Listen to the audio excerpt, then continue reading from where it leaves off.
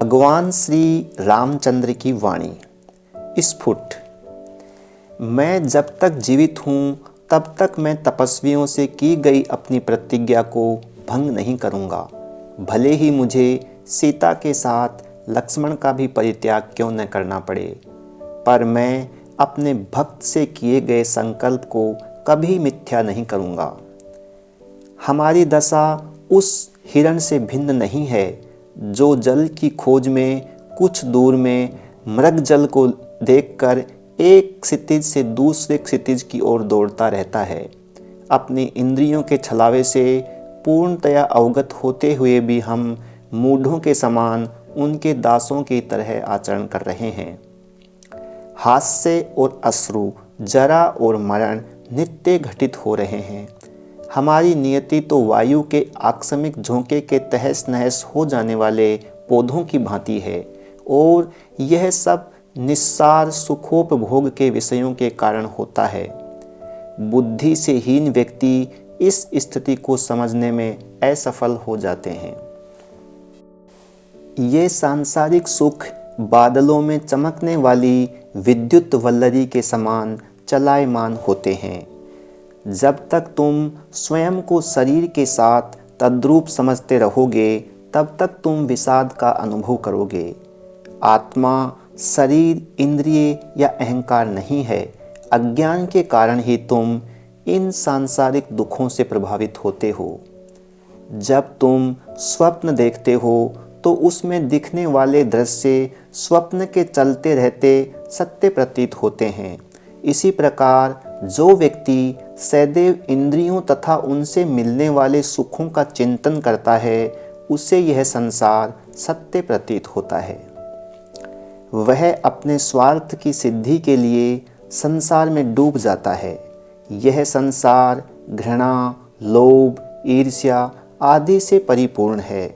मन ही संसार का सृष्टा है और यह मन ही तुम्हें संसार से बांधता है।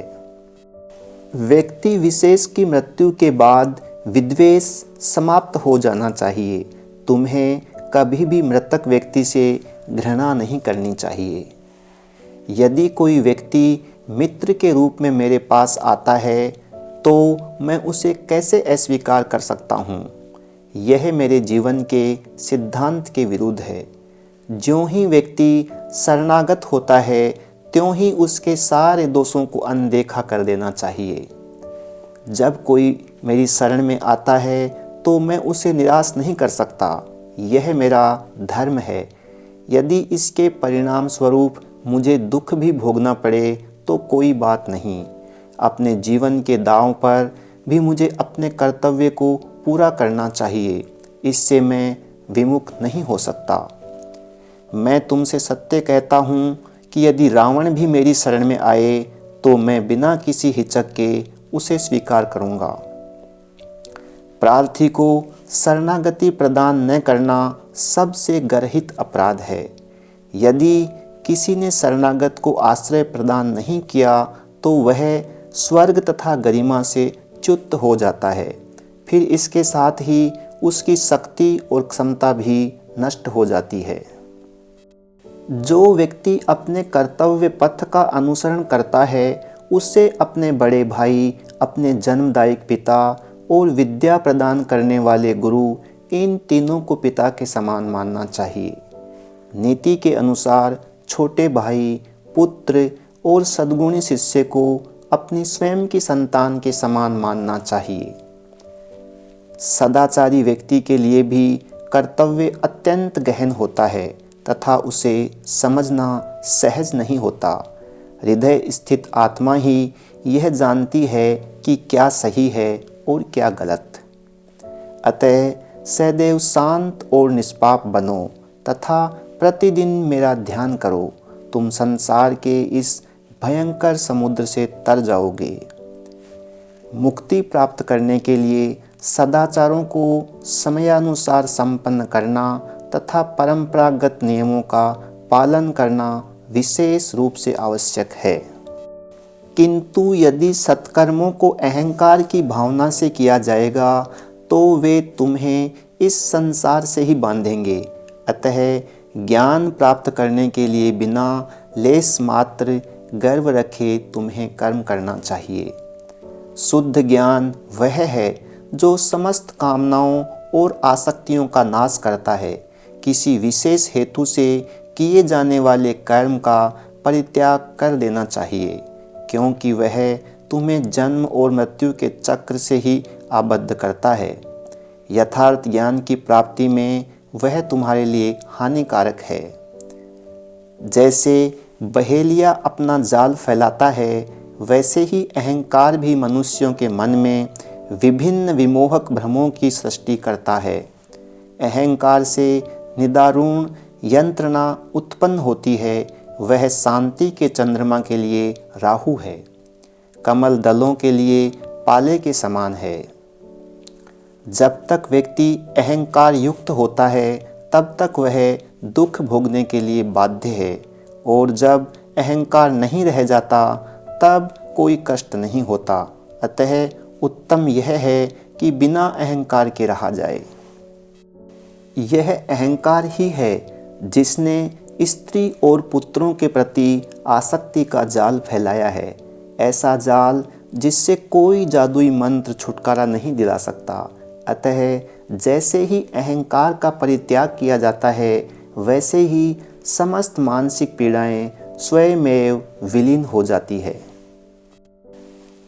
कैकेयी के प्रति राम। हे माता, तुम मुझसे ऐसा क्यों कहती हो? मैं अपने पिता के लिए अपना जीवन भी देने को प्रस्तुत हूँ। मैं उनकी सेवा करने के लिए हलाहल का पान भी कर सकता हूँ। मैं उनके लिए राज्य, सीता या माता कौशल्या का भी त्याग कर दूंगा। स्वधर्म का पालन तो आत्मज्ञान प्राप्त करके का एक साधन मात्र है, यह स्वयं में लक्ष्य नहीं है। अतः अपने हृदय कमल पर निरंतर आत्मा का ध्यान यह जानते हुए करो कि यह बुद्धि, इंद्रिय आदि से भिन्न है। तब तुम्हें पछतावा नहीं होगा। तुम्हारा जो भी प्रारब्ध है, वह चाहे सुखपूर्ण हो या विषादमय, उसको सहन करो। अपना कार्य इस प्रकार संपन्न करो मानो तुम स्वयं प्रवाह के द्वारा बहाए जा रहे हो, तब तुम उससे आसक्त नहीं होगे। हे राघव, तुम्हारा मन और चरित्र पवित्र हो। सांसारिक व्यक्ति अपने पूर्व जन्मों में अर्जित पुण्यों के फल स्वरूप ही पूतात्मा साधुओं और महात्माओं का सत्संग प्राप्त करते हैं। मनुष्य गर्व का परित्याग नहीं करता। हम अपने मन के द्वारा निरंतर दुख और भय का सृजन करते हैं, परंतु वह सब स्वप्नवत ही है। जादूगर जो जादू दिखाता है, वह जैसा कि सभी लोग जानते हैं नित्यांत मिथ्या ही होता है। मैं सबको समदृष्टि से देखता हूँ। कोई विशेष व्यक्ति न तो मेरा अत्यंत प्रिय है और न मैं किसी से घृणा ही करता हूँ। कल्प वृक्ष के समान मैं वही प्रदान करता हूँ जिसकी मुझसे याचना की जाती है।